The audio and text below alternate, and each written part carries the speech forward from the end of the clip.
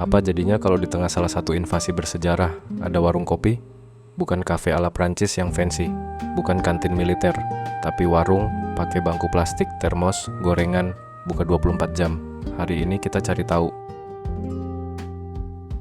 Kita mulai di hutan Ardennes, Mei 1940. Hutan Ardennes yang membentang di Belgia, Luxembourg, dan Prancis Timur dikenal sebagai benteng alam yang tangguh. Pasukan sekutu yakin banget hutan ini nggak bisa dilalui sama tank. Pohonnya lebat, tebingnya curam, jalan sempit, tanah lembab, sungai-sungai kecil yang bikin susah. Markas besar Prancis memperkirakan butuh minimal 4 hingga 5 hari bagi Jerman untuk melintasinya. Namun sejarah mencatat sebaliknya.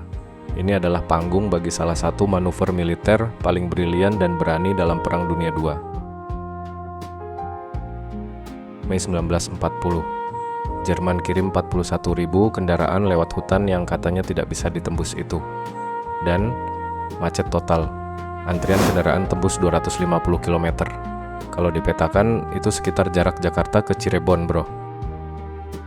Panzernya sering mati mesin di tanjakan, bensinnya kurang, ransumnya tipis. Sebagian sopir nggak tidur berhari-hari. Nah, di tengah kemacetan total ratusan kilo itu, gimana kalau tiba-tiba ada warung kopi yang buka lapak? Strategi Blitzkrieg bisa berubah jadi strategi nanti dulu, gorengannya belum mateng. Mungkin ada yang turun dari tank nanya, "Herr Oberst, boleh izin 5 menit buat ngopi dulu?" Guderian di radio langsung bingung. "Was ist das? Warung apa? 24 jam? Ini bukan liburan." Tapi ya gitu deh, manusia tetap manusia. Bahkan pas lagi Blitzkrieg sekalipun, perut lapar dan mata melek itu prioritas. Kalau warung kopi beneran ada, mungkin invasi ke Prancis bisa molor 2-3 hari gara-gara antrian mie goreng. Strategi militer berubah jadi strategi antri gorengan. Gimana menurutmu kalau Pak Men kehabisan gorengan?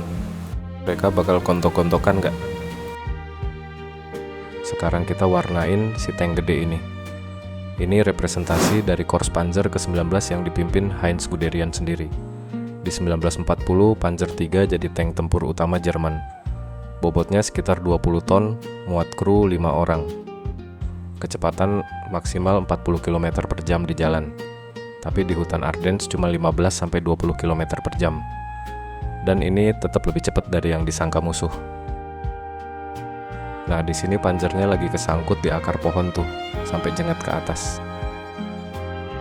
Dalam Vol Gelb atau invasi Prancis, Guderian membawahi divisi Panzer ke-1, ke-2, dan ke-10 dengan total hampir 800 tank di dalam korpsnya. Guderian, sang bapak Blitzkrieg, selalu pakai doktrin bahwa tank harus maju dengan cepat tanpa menunggu infanteri terlalu lama. Hasilnya, mereka berhasil menyeberangi Sungai Meuse pada tanggal 13 Mei, mendirikan pangkalan jembatan atau bridgehead, dan langsung memacu kecepatan menuju pesisir Selat Inggris. Sebuah gerakan memotong yang mengisolasi pasukan sekutu di Belgia.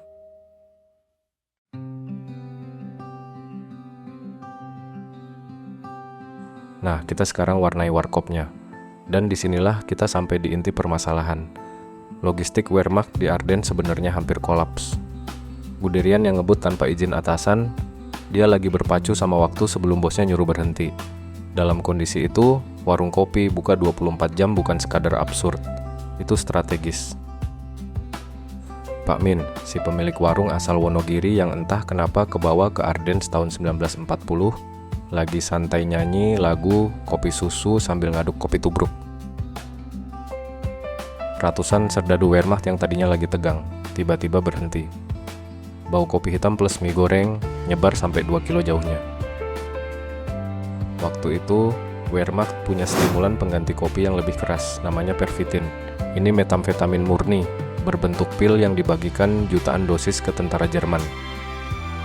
Tapi setelah 1941-42, pemakaiannya dibatasi karena efek samping parah. Banyak sejarawan bilang Blitzkrieg dibangun di atas sabu.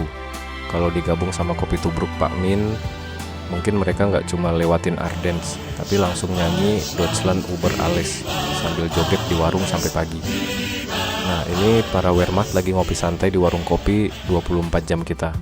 Seragam hijau khas 1940, helm, dan lainnya. Di sejarah asli, pasukan Guderian capek banget setelah lewatin Ardennes, macet parah, bahan bakar minim, tapi semangat tinggi karena stimulan tadi. Yang kiri, minum kopi, mata tertutup. Ini orang udah 3 hari nggak tidur. Kopi ini bukan minuman, ini mekanisme survival. Yang tengah, makan gorengan dengan ekspresi bahagia. Di tengah, operasi militer terbesar dalam sejarah Eropa Barat. Manusia yang luar biasa. Kalau warung kopi beneran ada, mungkin Guderian bakal mikir 2 kali buat ngebut. Istirahat dulu, kopi dulu, baru serang Sedan.